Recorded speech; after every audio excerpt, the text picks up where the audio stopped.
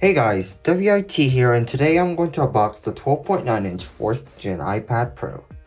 This is just the unboxing and not the full review, so make sure to check that out in the future.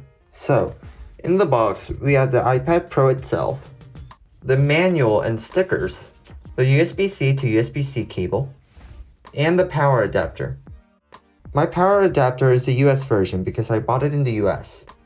Unwrapping the iPad Pro, we see the 12.9-inch display on the front and the new camera system on the back.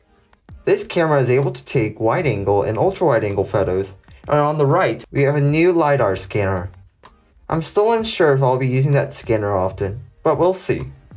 Turning the iPad on, the welcome screen appears. I'll be setting this iPad Pro up as a new device and start from scratch.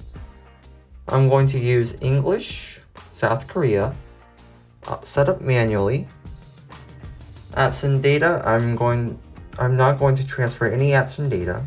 Apple ID. So there you have it, the new iPad Pro. If you want to see the full review of this, make sure to like and subscribe to my channel.